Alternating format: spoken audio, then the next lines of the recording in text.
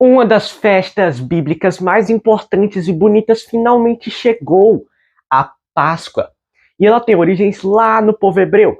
E a Bíblia descreve duas celebrações, sendo uma no Antigo e outra no Novo Testamento. Só que nos dias de hoje, muitos outros símbolos que não têm nada a ver com a Páscoa apareceram e são comumente associados a ela. Então no vídeo de hoje, nós mostraremos para vocês como o mundo mostra essa festa.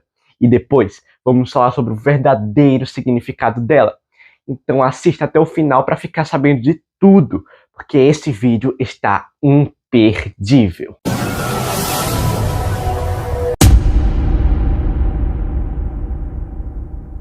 Hoje em dia, uma das coisas que é mais referenciada como um dos principais símbolos da Páscoa são os famosos ovos de chocolate, que são vendidos exatamente neste período. E vocês que são pais devem saber que justamente nessa época as crianças associam logo a esses doces e querem logo ganhar um de presente. Depois temos o tal do coelhinho da Páscoa, que seria para representar a fertilidade, porque esses animais se reproduzem bem rápido. Só que a Bíblia não diz nada sobre isso. E esse negócio do coelho ser o símbolo da Páscoa é algo criado pelos homens e não por Deus. Além de que, atualmente, no mundo, essa festa é mais uma questão comercial do que religiosa, né? Até porque as empresas buscam nesse período vender os ovos de chocolate, que apesar de serem doces, os preços são bem salgados. Mas, é claro, não tem problema nenhum em comê-los ou comprá-los, de jeito nenhum.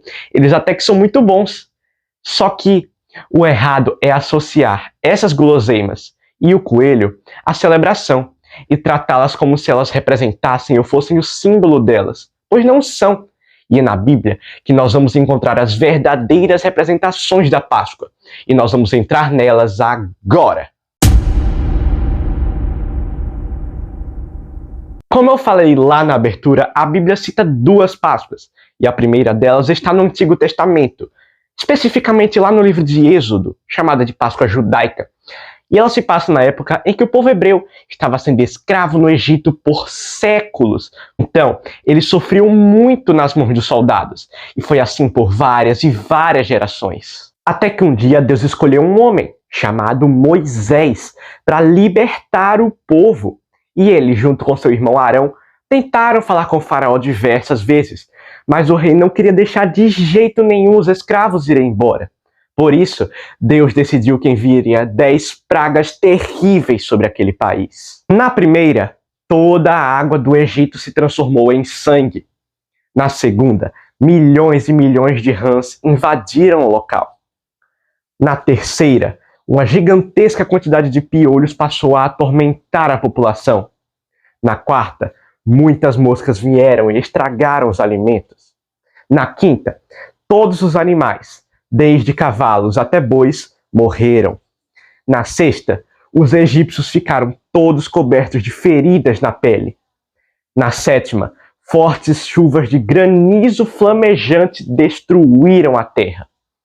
Na oitava, enormes nuvens de gafanhoto vieram e devoraram todas as plantações. E na nona, uma grande e densa escuridão cobriu o Egito. Até que chegou o momento da terrível 10ª praga. E ela seria a pior de todas, porque Deus ia enviar um anjo que ia matar todos os primogênitos do Egito. Só que os hebreus também estavam ali no meio. Então, para ter os seus filhos mais velhos salvos, cada família devia pegar um cordeiro macho, sem defeitos, perfeito, matá-lo e passar o seu sangue ao redor das portas. Assim, o anjo viria e não entraria naquela casa. Enquanto os egípcios e os faraó choravam desesperadamente a morte dos seus filhos, os hebreus estavam em suas casas, jantando e festejando a sua libertação. E depois daquela noite de Páscoa, eles finalmente puderam sair do Egito e ficaram livres. Já no Novo Testamento, temos a segunda Páscoa, escrita nos 4 evangelhos, que são Mateus, Marcos, Lucas e João, chamada de Páscoa cristã, pois o protagonista dessa festa agora é Jesus Cristo. Isso porque o mundo estava cheio de pecado, então Deus enviou seu único filho para nos salvar.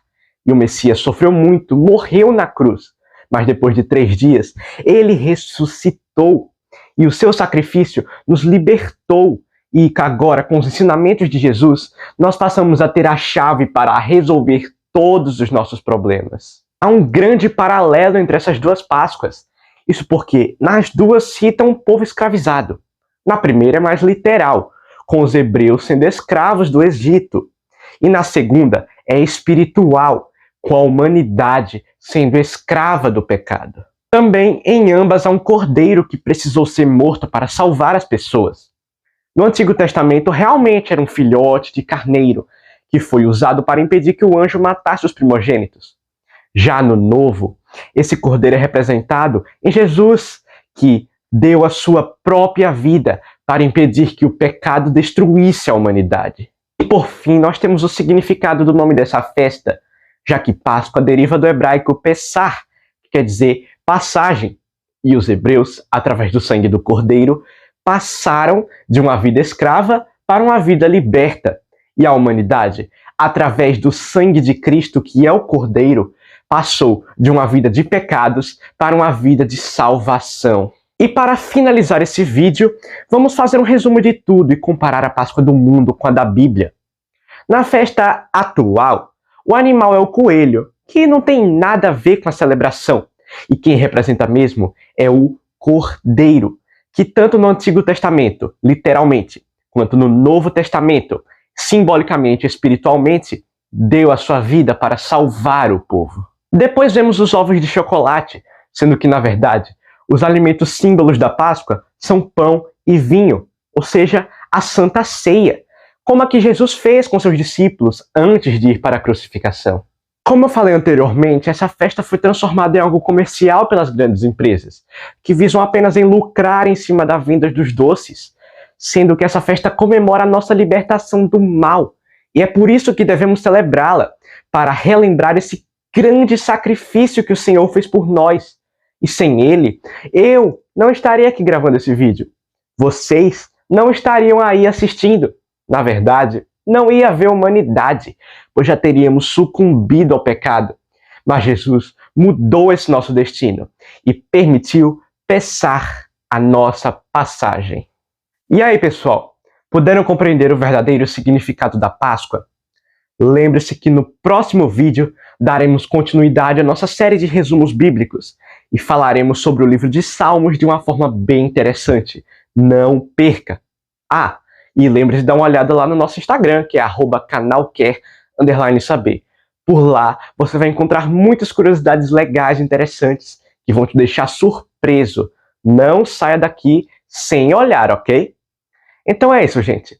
Deus te abençoe, feliz Páscoa e tchau!